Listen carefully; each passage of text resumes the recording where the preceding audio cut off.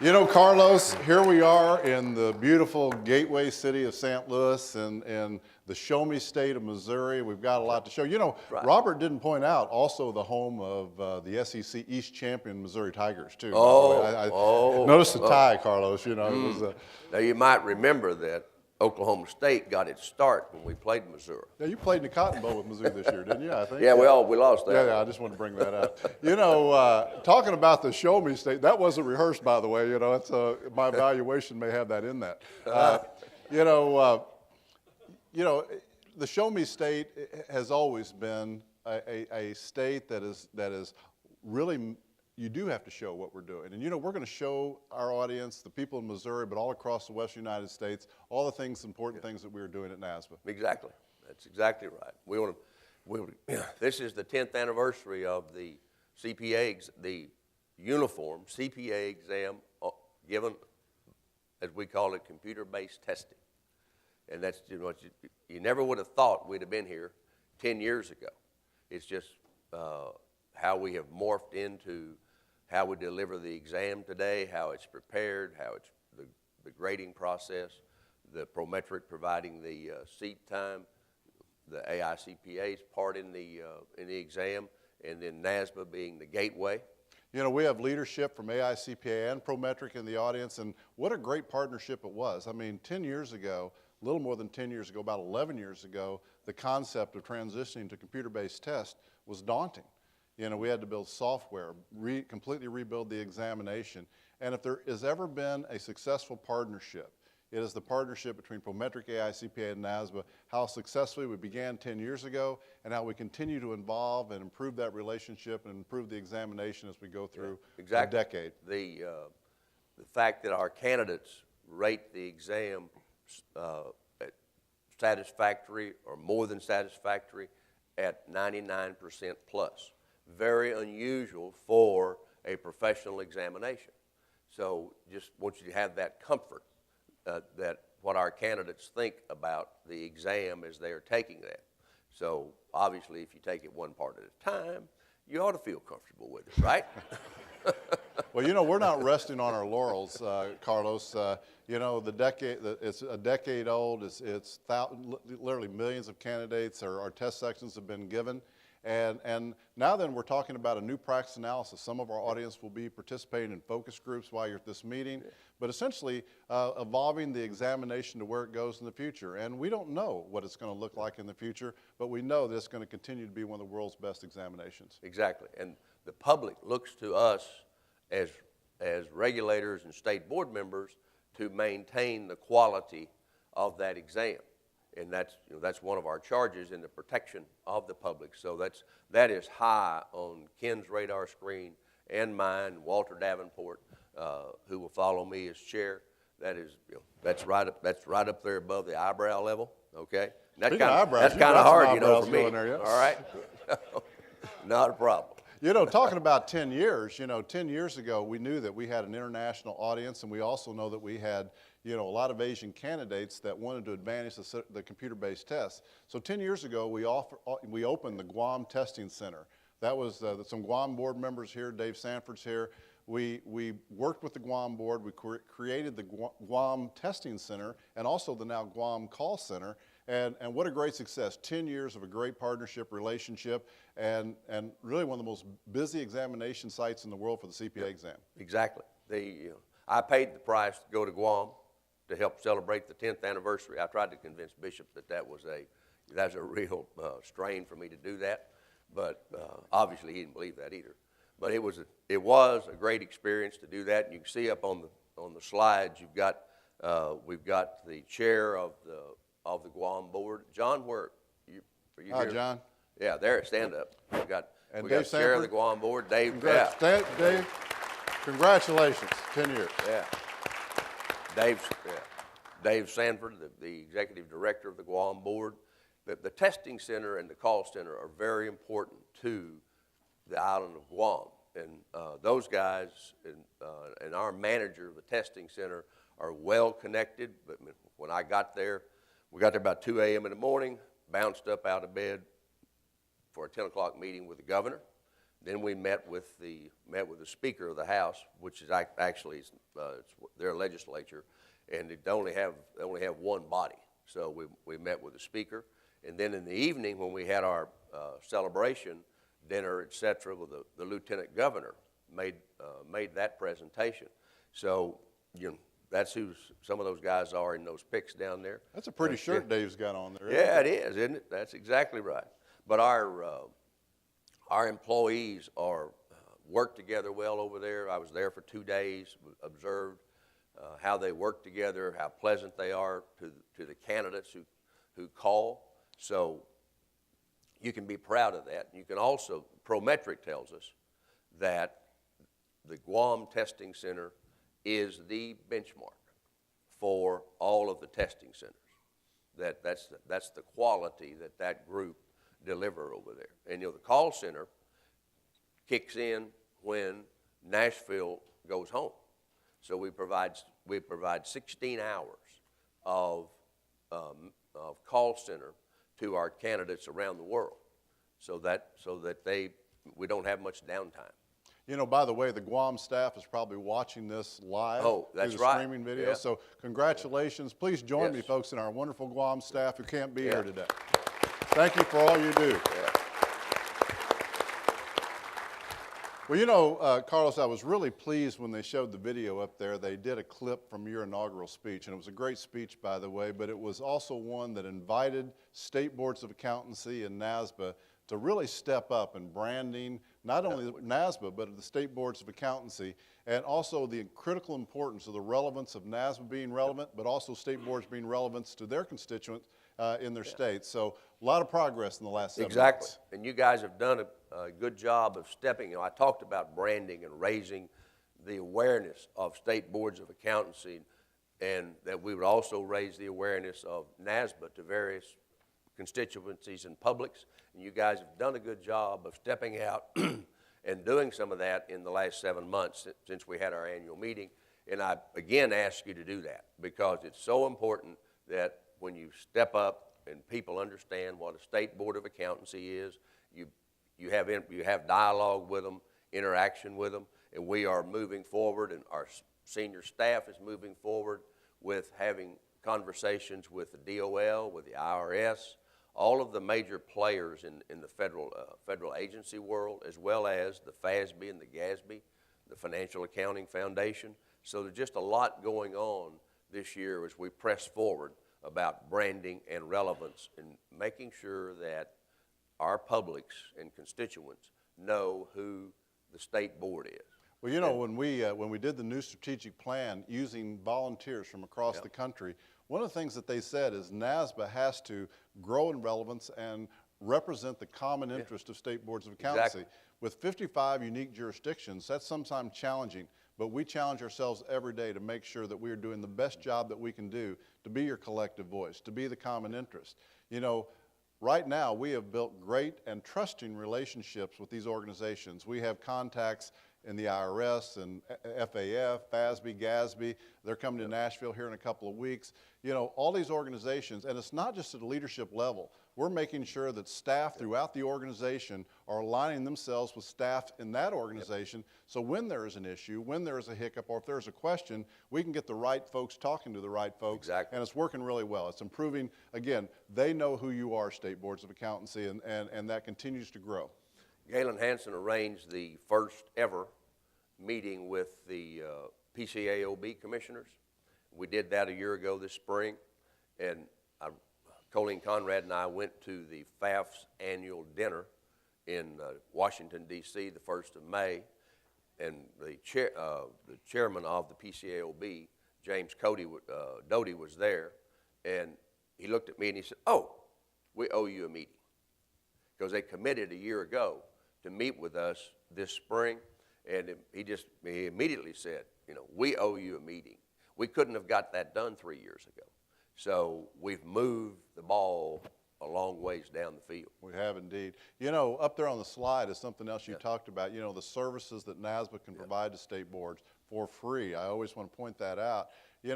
One of the things that we know is that many times, you talked about before Time to Grow, when I was the executive director in the state of Missouri, back then and today, there has been confusion about what the difference is between the State Society and the State Board, and people still to this day don't know exactly what the roles of those two organizations. We work very closely together in the state of Missouri, but at the same time, it was important to understand who was the regulator. You know, a good, strong newsletter is a way of doing that, not only to reach out to your constituents, but also to send to legislators, to send to the governor's staff, different people that may be someone you call upon in the future. And right now, 10 boards have come on board and let us help them develop not only great newsletters, but annual reports, different things. We'll talk more later, but again, if you haven't done that, and if you want to do that, sure, please reach out to Tom Kinney, our Director of Communications, or any staff, and let us know of your interest. We will hook you up. Right, and there's no fee for that. You get that? There is no fee. We don't do much like that. We do a lot. We do a lot. I just wanted to hear him get up on his toes. You know, this is a guy that said increase what we do for state boards by $1 million. Yeah, so and we did that. Exactly right. You should know that, though. You know, that's what we're doing. Carlos, when people look back at your year as chair, they're going to remember a lot of great things that happened, but most important is the relevance where you have taken NASBA into the space of education. I mean, it's one of the three legs of our three-legged stool, the educational requirement for sitting for the CPA exam. As a former professor, with your relationship with academia, you have really taken us to new levels of participation with AAA and other organizations, and it's really changed the landscape. Well, I won't take all the credit for that. You get nothing done by yourself. All right, it takes a village to raise a child. You running for president, Carlos? Not exactly, but it would. You know, we've stepped out to the AAA, the American Accounting Association. Many of the academics do not know who NASBA is, or really what a state board is and what the state board does. So in 2013, we had our first ever exhibit at the AAA meeting. It's what I call a double wide. It was it's an Oklahoma term, double wide. Exactly, for a fact. You know, you aspire to be living in a double wide if you grow up in Oklahoma in the oil field. But we had two booths right side by side, and we also announced the winners of our education grants on Tuesday morning, and that brought the academics to our booth because they wanted to know more about the grants that we were making to the education community. And those grants, the research has what kind of a focus? I tell you, you know, we're very focused on our mission. And if we're going to be giving money, and we started off slow, we budgeted $25,000 this year for educational grants, but we also said we have to be able to articulate to you, the state boards, what did we get for that $25,000, even though it's a relatively small amount of money. So we asked the people who are doing the research grants to work specifically in the area of the accounting and accounting regulation and education measurement, things that would be valuable to NASBA and to state boards of accountancy. There were so many good proposals, we actually decided to up the budget beyond what we had originally budgeted because they were very high quality responses. And we've seen the preliminary results of those, and there's going to be some amazing research that's going to help everyone involved in protection of the public understand the educational environment for accountancy. And we do want to emphasize that the results will be of use to the state boards. And you heard Bishop say that we increased the budget over the original budget. That is like driving a team of mules to get him to do that. But we had some good proposals, stepped up. Ken said we can do that. So we are participating in the process of getting the Accounting 1 course into the high schools with the College Board for advanced placement credit. We're taking them, and one of our proposals was related to that. So you may or may not realize there are no advanced placement courses that are recognized by a College of Business. Accounting will be the first one. So we're making some major steps there with that. Also, we're looking at all 55 jurisdictions now require the 150-hour completion to sit for to licensure. All right. Some states allow will let you sit with a baccalaureate degree and 120 or 124. But of that 150, we have a lot of disparity among the states. Some require 12 hours of accounting. Some require 30 or 36 hours of accounting. So in our rules to the UAA, we spell out the various levels of accreditation and the number of hours of accounting that are required. So we're looking at getting more uniformity through the UAA and the leadership of Ken Odom, and also the leadership of the Education Committee under Tom Wyrick, who's at Central Michigan. And so we'd like, so that our candidates, as they move from state to state, they know that they could be a resident of Colorado, qualified to sit in Colorado, but then they get moved to Texas or they get moved to New York, that their education in the original home state will qualify them to sit for the exam or get licensed in that state that they're moving to. It's really important. The UAA has had for several years standardized recommendations for education. And actually states on their own, you mentioned 12 hours, the states that have 12 hours are right now looking independently at raising up to 24 and 30 in one case. So there is movement. But a few years ago, some of you that have been around NASBA for a long time know that we had a real serious look at what education looked like. And we got a lot of pushback from academia because we were going into a space of essentially telling them what the coursework should look like. So we're not going that direction again. What we're talking about are what are the bars? What are the bars of business courses, accounting courses that are set out in the UAA? And those states that aren't hitting that bar, what can we do to encourage them to get a similarity and uniformity across the country? Correct. And because that's just so important to mobility. And another service that we have started to provide this year under Ken's leadership is our legislative service, and where we are requested by a state board to come in and help a board develop a bill, work with the right people within the legislature. Sometimes we have to bring a lobbyist with us. You want to share with that process? Absolutely. Well, when I was selected as CEO, the first announcement I made was that we were going to start a legislative office, and NASBA was finally going to have a legislative capability. So when a state board either had some bad piece of legislation introduced that was going to put you in harm's way, or a positive piece of legislation that you wanted to get passed in your state, you weren't reliant on hoping that outside groups. I mean, and I will tell you, when I announced that, you remember there were a lot of state society directors and members in the audience, even my good friend Jim O'Halloran's, what's Bishop up to? Because there was a concern. Were we going to become adversarial? Were we going to be trying to do things in legislation that wouldn't work collectively and collaboratively with state societies as we always have? Well, it absolutely hasn't been the case. We hired John Johnson to head up that group. John wore two important hats. He had been the executive director of the Florida State Board of Accountancy, but he'd also been the legislative director for the Florida Institute. So he really had friends and trusted relationships on both sides of the equation. Well, 2 years later, we have had such great successes. Virgin Islands, we took Virgin Islands from a 1920s piece of legislation to they are now the last U.S. state or territory that was not substantially equivalent, has now become substantially equivalent. So now all 55 U.S. jurisdictions meet the requirement for substantial equivalency. And we did that internally with NASBA staff working closely with AICPA staff, state society, state board. It just goes to show. We were talking earlier today with some people from state societies. All of us need money to operate, and the cost of legislation is very expensive. So instead of us being a competition in the space of legislation, we now become another resource to help a state get legislation successfully passed or not passed if we need to in a state. So probably one of the great successes of the last 2 years. Virgin Islands, state of Georgia, we took them from being one of the weakest states legislatively, no money, no ability to hire staff, literally had the lowest amount of money per licensee of any state in the country. We went in there and from soup to nuts created a piece of legislation, got it passed, signed by the governor, implemented, and now makes them one of the stronger states. And we did that. We couldn't have done that 3 years ago. Again, a tremendous thing.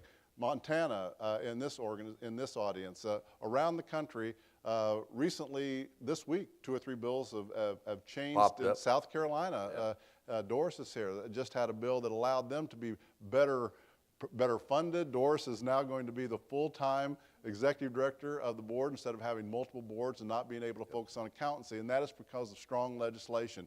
So kudos to the legislative committee, Donnie Burgett, Donnie Burgett, and all the right. folks on that committee. They've done a great job. John Johnson, Dan Dustin, worked with Dan Dustin, a great job of really making that. But here's what you need to, when you leave here. If you have a legislative threat in your state, you know, one of the things that we do in that legislative area, if you don't know it, is that we monitor every single piece of legislation in the United States and in the federal government 24/7. So right now we're tracking somewhere around 250 to 270 bills that have a nexus to accounting in one of your states. And sometimes the state does not know that bill's out there. That's absolutely the case. John will call up your executive director or whoever in your board and say, are you aware that this bill has been introduced and here's what it does? And the good news is we don't give you a problem without a solution. What we say is we think this bill is harmful. Here's an interpretation of the bill. If you need resources, if you need us to parachute into your state, provide resources, legal resources, lobbying resources, whatever you need, we will come in there and fund you pushing back on this bad piece of legislation. So keep that in your holster, folks. When you have a legislative threat or opportunity in your state, we are spending a lot of money in that space so that we can really provide you a great service legislatively. Working closely with societies, working closely with the AICPA, together we are very, very powerful when all those organizations pull together. When we work collaboratively with the state societies, with the AICPA, we bring a lot of resources to the party, all right? And that monitoring system that we have, you know, a state could not afford that most states couldn't afford it because of the cost of it, because it is an expensive tool for us to have, but it serves all 55 jurisdictions, and that, you know, that makes us more member focused because we're returning to you some of the resources that come from the various boards, and we want to make sure that we are enhancing the state board's effectiveness. That is what NASBA is about, and representing the state boards. And so as we move forward, you're going to see us in the P10 space. You're going to see us in the peer review process. You're going to hear more about that today, this afternoon, from Sue Coffey from the AICPA. So we talking do about represent peer review, Carlos. Dan Dustin recently sent out a letter to state boards. All of you received a letter talking about the Department of Labor and specifically ERISA audits, and where all of us were surprised. NASBA, AICP, we were surprised by the number of people that didn't appropriately check the box that they were doing a high-risk audit and therefore were not peer-reviewed, in this specific case, on ERISA audits. I will tell you that we take that very seriously. I can also tell you that AICPA took that very seriously and are working diligently to get to a resolution of how we fix that space. But it was an issue that we weren't aware of, and again, having ample resources allowed us to jump on it. We're certainly working collaboratively with the AICPA in resolving that, and I know Sue's going to talk to you today about potential changes in peer review in the future and how we can mitigate some of the weaknesses that are exposed in the current peer review process, and that will be a part of that. In our breakout sessions, you will hear more about that, but you know, the peer review process is essential to mobility. We now have been in with individual mobility 5 and 6 years. Some states have had it longer than that, but primarily the bulk of us have been there 5 or 6 years, and it's working well. I know the EDs were very concerned about the fact that if they had a CPA who did not perform work up to the standards, that when that visited state took action against that particular person and then referred that case back to the home board, that the home board would not do anything.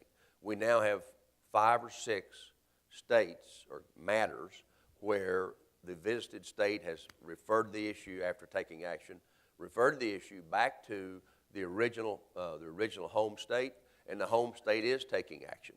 So you'll hear more about that also in some of our breakout sessions. And NASBA did as promised. Anytime there was a need for any resources at all to make sure that they could adequately do those disciplinary matters, NASBA stepped in and provided whatever was needed to provide that service. You know, talking about uniformity, you know, if any of you that weren't traveling and got the new state board report, I wrote about uniformity, and I was talking to Andy Duboff, who has been an important part of the UA process for quite a few years. You know, the Uniform Accountancy Act is a joint committee with the AICPA. We have thought leaders that have been around both organizations for a long time trying to come up with real sound, uniform legislation recommended to state boards of accountancy and to legislatures around the country. And what we realize is that while on most important issues there is a lot of uniformity, mobility has put a bright light on some of the disparities around the country. So we want to look at where there are gaps. What we realized from talking to some state boards is very often, many of you in this audience, about a third of you have been on a board a relatively short period of time. When you come on a board, you inherit a statute, you inherit rules, and you probably weren't there when they were passed. Sometimes they were old code of conduct, they were the recommendation of the UAA 20 years ago.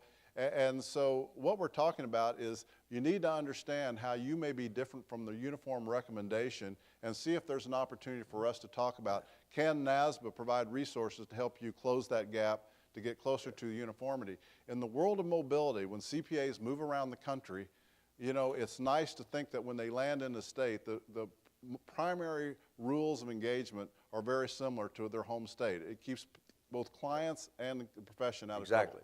Yeah, we are about protecting the public, but we can also make it convenient for our registrants to practice in the various states. And obviously, NASBA supports state rule. Okay? You know, and we always want to talk about mobility, right? Especially when a Y is in the room, right? You know, you brought that up. I didn't. Lori last night pointed out to me how much she appreciated being pointed out at the last regional meeting. I wasn't about to disappoint you today, Lori. I wonder, where are you, Lori? Lori, would you raise your hand? Where are you? There you are. Hi, Lori. See, I'm doing. No, for those of you who don't know, Hawaii is the only state that hasn't passed mobility. And now they do. We like to remind them of that because sometimes they kind of forget it, you know, between regional meetings. But we had good news. Virgin Islands, just when they passed their new legislation, they became the 51st jurisdiction to pass mobility. Talked to the folks from Guam. They are very close with the bill. Mariana Islands also is talking about legislation. So very soon, Hawaii could be the only U.S. state or territory. I'm sorry, I just piling on, aren't I? Yeah. Okay. Yeah, we call that piling on. Lord. Yes, we do. He knows better than that. All right? But we love you. Yeah. But Hawaii does have the 150-hour requirement. So it's just getting the language from Section 23A that's in the UAA into these various state statutes. And kind of a rule of thumb, you know you're safe if you're not going to an island, because all the continental U.S. has those has the uniform rules for mobility within their statutes. And also, you know that we have now mobility for language in the UAA for firms. If you want to allow firm mobility from state to state, Andy DeBoff worked a lot on that. So his counterpart with the AICPA, it's there. We want you to pick up on the uniform language if you decide to do it. No arm twisting from us or from the AICPA. Yeah, we want to be really clear. That's right. We even agreed not to try to be persuasive, but we do believe that any state that does want firm mobility, it ought to be done uniformly. We have 16 states that essentially have firm mobility right now. It's all done a whole bunch of different ways. We want to make sure they have full disciplinary authority, that it makes sense, so the law is good. So if you're interested in it, they did a great job at the UA committee. It's a great piece of legislation. So certainly, again, if you're supportive of it, NASBA will be there to help you. If you're not, we support you in that as well. Right. Speaking of issues, if I could, I'd like to bring one up. You know, you're going to hear at this meeting, Galen Hansen's going to do a presentation on standard setting. And I want to remind you, you know, sometimes when NASBA's doing something, I want to remind you, you asked us to do that last year. If you remember, we had breakout sessions talking about the FRF for SME issue last year. And at the end of those meetings, people made commentary to us. And what the commentary, and by the way, I want to tell you, that came to a great ending. We worked closely with AICPA, and it was a very friendly agreement, and we're all satisfied. But we did get comments from you about, why did you have to react to it? Why weren't you proactive? Why did you not prepare for that before it got to a point where it almost appeared to be adversary? And we took that very seriously. So we created what's called the Standard Study Group to look at how can we be more involved earlier in standard setting around the country. And it's been a really important initiative. They recently ported back to the board. Correct. And that we're not only looking at the states, We're also looking at our monitoring service, picked up a bill 2 weeks ago that essentially creates a new standard setter in the federal space for all federal agencies. They would have a separate standard setting body for audits and services provided to the federal agencies. So it's not just at the state level. We're very focused on the standard setting process, and Galen's going to carry that issue forward. We're also focused on looking at the exam pass rates. Our profession is built on the quality of that exam, and people know that the exam is difficult. They know it's you have to take it. Most people take it more than once, and we want to maintain that. It is along with the education requirement, it is the foundation of our profession. So we're looking at the pass rates. Do we have those in the right? Are they in the right place? So we're taking a hard look at that, and then Well, you talked about the quality of the exam, and we all agree it's there. This is one of the finest high-stakes exams in the world, and all the team in the examination space wants to maintain that. But we're also very concerned about the quality of the people that enter the profession. The entry level of the profession today is different than it was 10 years ago and 20 years ago, and arguably the exam is easier to pass under the current format than it was then. So again, it's going to be a thoughtful conversation. I've had at least a half a dozen of you approach me here and mention pass rates. So I know it's on the minds of state boards, and I wanted to let you know that we are having discussions. We're meeting with the AICPA. We're talking about it, and it is important that we keep that credibility exam forever. And an example of how important that is our Guam Testing Center. Obviously there aren't that many people on Guam, right? So where do the people come from?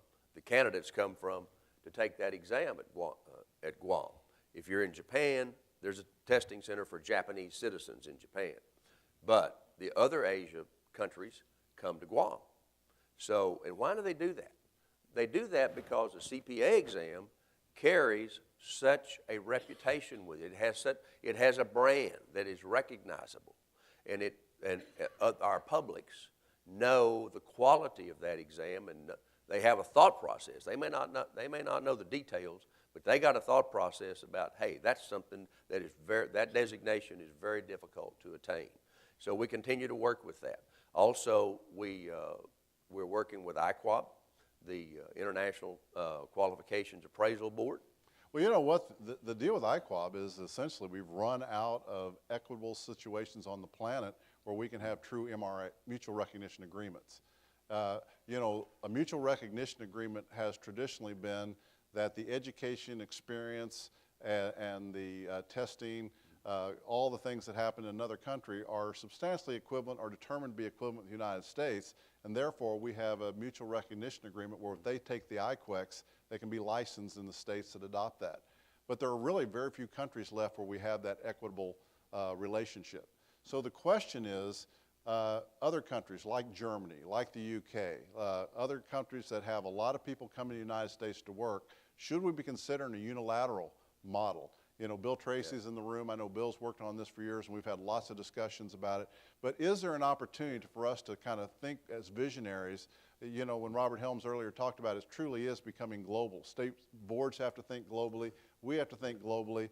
Is the way we decided to do it 20 years ago becoming outdated, and we have to think unilaterally and think in different ways? So we're having that dialogue, and we're not going to be shooting from the hip. We're going to do a lot of due diligence, but we are trying to enter that space. Right. Ted Loden, who's the chair of IQAB, worked closely with Bill Tracy, who's been on that board He's the chair for a long emeritus, time. isn't he, in that bill? Yeah, his title's chair emeritus. He got a better title than Galen Hansen has. Galen is just past chair. Yep. He's not chair emeritus. All right. So that is an important space for us. Also, one of the initiatives that was created by Mark Harris was diversity. And we need to be in that space. All right. Not just people of color. We're talking about gender. We're talking about color. We're looking at all the issues under the leadership of Tyrone Dickerson from Virginia, and that group it's very diverse. Trust me, and it was done with a purpose. So we're stepping up that activity, and we're looking at making that, we call it a group right now. We're looking at making that group becoming a committee, the profession has had what's known as the PhD project, and we've stepped into that space. Now, the PhD project supports individuals who are working to attain a PhD or a doctorate within the college, within the disciplines of the College of Business. It's not just focused on accounting, but we're putting up some money for that this year. Again, Bishop had to reach down in his contingency fund, and explain to me that that's not in the budget. But, I've challenged him not to use the word cheap when he talks to me a single time. I've done a pretty good job with that. So far, he's getting around the edges here a little bit. Bishop's just close to the vest. I am indeed. With your money. I'll tell you, Tom DeGroat's closer than I am, though, and he's out there in the talking about this diversity thing, though, we're not talking about diversity in the profession. AICPA, as Rich Colorado started a great program with AICPA to talk about diversity in the profession. We're talking about diversity in our boards of accountancy, our governors, our placement officers. Are we in NASBA electing diversity to our boards, to our committees? Are we doing the things that we need to do to make sure that we have the right number of women, the right number of people of color doing it? And if we don't think about it, if it's not on your radar, I don't think people do not do that on purpose. It just fails to happen unless you really make it a focus of attention, and we are really trying to make it. We're also trying to figure out new ways of making sure that you all, those of you that are in leadership positions in your state boards and leadership positions of NASBA, we want to see how we can get you appointed to the FASBs, the GASBs, all these important boards. And what we've learned is it's not a level playing field. If we're going to get you to those positions, we've got to start promoting you early on. We've got to get you in front of microphones. We've got to get your name recognition out there. So we're putting a focus group together on leadership of how can we better identify, promote, nurture, and promote, again, leaders in NASBA to get them into these key positions. Right. How do we bring you forward? So assuming that you have a passion for doing that. We're not out recruiting people who don't want to serve on other boards or on the international committees, et cetera. So that's a major focus of ours. You can tell we got a lot of balls in the air. Ken and I were talking about that the other day. Yeah, and we do have a lot of balls in the air. So it takes a wide spreadsheet to keep up with those, and we look at it every Monday morning, so we know where we are. Well, we're getting close to the end of our time, but we want to talk about where we kind of started, and that's about the importance of our mission of supporting you, the state boards of accountancy. And one of the important elements of that was state board outreach. Most of you have now had the opportunity to meet Dan Dustin, our Vice President of State Board Relations, and Dan has done a great job of reaching out to states that were no longer participating in NASBA. I like to say states that NASBA had drifted away from. And he is out there in those states, and it was so great to be at the Eastern Regional and see states in the Northeast that hadn't participated in Pennsylvania being an example. Years. It's just great to see them back involved at NASBA. But more importantly than that, I want to remind you of Dan's job, and I know he tells you this when he visits your boards.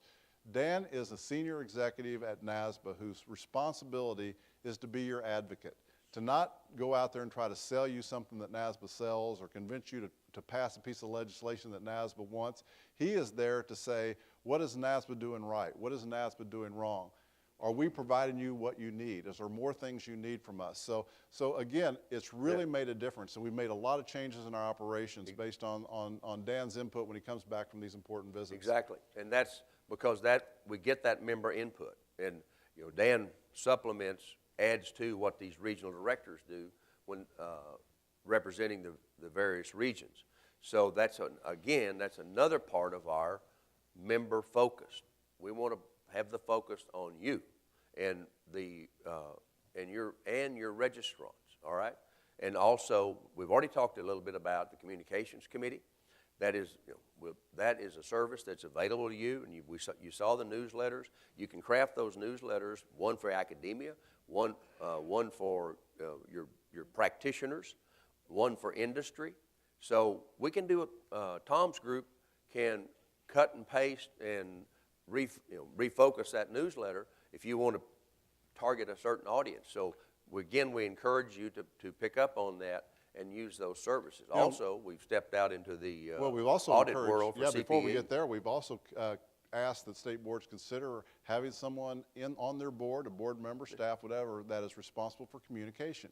There's going to be a communication lunch here for those communication officers for those states, or if you're just interested, talk to Tom and get into that. There's going to be a discussion about how you can better communicate and be more effective as a state board of accountancy. There is a luncheon for those folks, There right? is. Yeah, and I mentioned the CPE audit services. It's another service we're currently piloting so that it would make the audit of the CPE that registrants say they have taken much easier than having to do it by the pencil and paper method. So that's another member service that we want to focus on, and that's part of our balls in the air that we're talking about. Well, you know, Missouri is one of our pilot states. They work very closely with us to be a pilot state. We're working with several other states. I want to control expectations. It takes a lot of resources. It's taking a lot of IT capacity to do that. So we're moving slowly and diligently, and it'll probably look different when we finish it than where we're starting. That's the great thing about pilots is you can kick the tires, you can continue to improve it, but that's a great service. Yes, it is. is. So trying to catch up, you know, we're also doing some exciting things at Nashville and New York. We remodeled the New York offices, and now then we are doing a major planning to completely change our infrastructure at Nashville. And that's a done deal, right? It's very close. It's done when the fat lady sings, as they say, but it hasn't quite happened yet. Not yet inked, but you know, now, as Ken is fond of saying, it takes a plane, a train, and a mule to get from the 7th floor up to the 13th floor, because you got to come all the way back down. You got to go change the elevator, go back up. So we're going to have 3 floors that'll be contiguous, one right on top of the other, and we'll have a stairway where you can move from one floor to the other without having to go to the elevator. And we're going to be able to do that at no additional cost. Absolutely, Is that right? yeah. Well, if you look at our beautiful building, and we're in a great location, we're a block and a half from the honky tonks. You can't get better than that in Nashville. You know, no, but we're right downtown. It's a wonderful facility. We have great urban staff downtown in Nashville. We want to stay in that downtown space.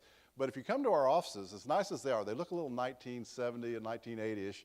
And so one of the things that I want to do on my watch is, you know, David took NASBA to great places. I want to take it to next things that I can improve. And one of is putting us into a new, modern, collaborative workspace environment. We've interviewed all of our staff. We have brought in specialists in, you know, how you can do effective work responsibility. And what they have designed is going to bring NASBA into a cutting-edge workspace environment. And again, we'll be on consecutive floors, and very importantly, we're going to complete this with no net cost to NASBA. Our Michael Bryant, Colleen Conrad, others that have worked on that negotiation have done a great job. Yep, exactly. And of course, since we administer the exam for 32 states, and all candidates, in addition to those 32 states, come through the gateway through NASBA, so it's very important that we have the highest quality, secured IT system that we can have. We spend money to retain 2 outside firms. They each have a different focus, but to look at our IT system to make sure that it is secure.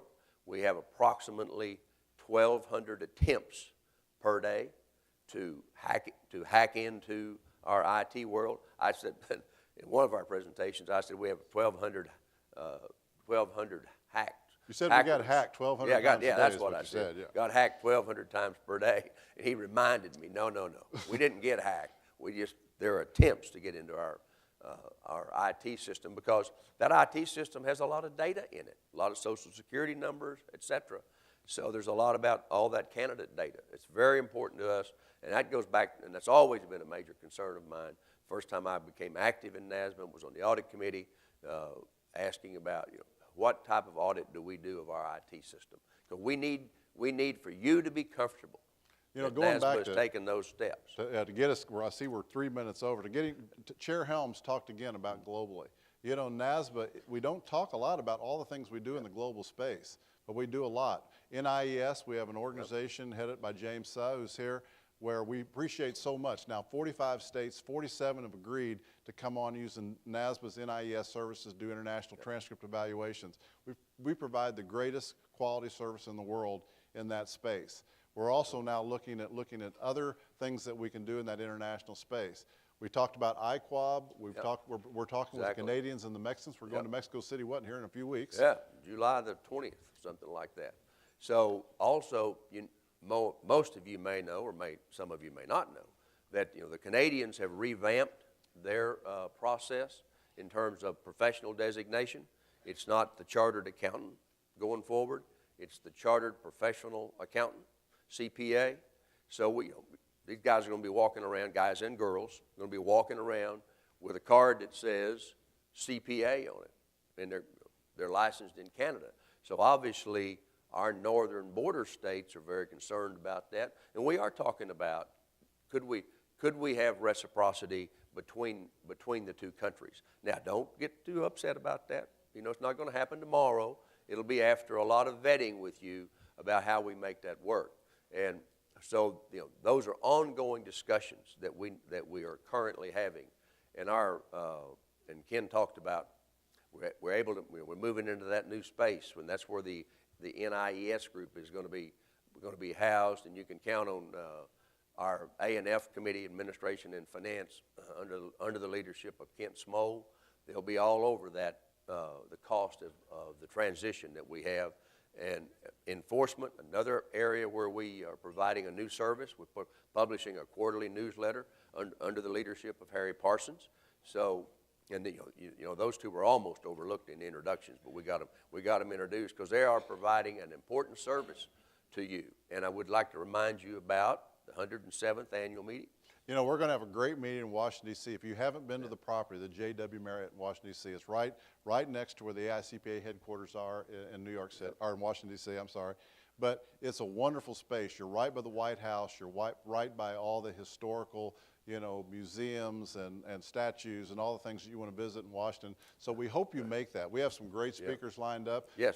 We have Cokie Roberts from ABC News is going to be one of our speakers, and she does an amazing job. We've heard her in the past. So we hope you make the 107th annual meeting. She's the speaker at lunch the day before the election.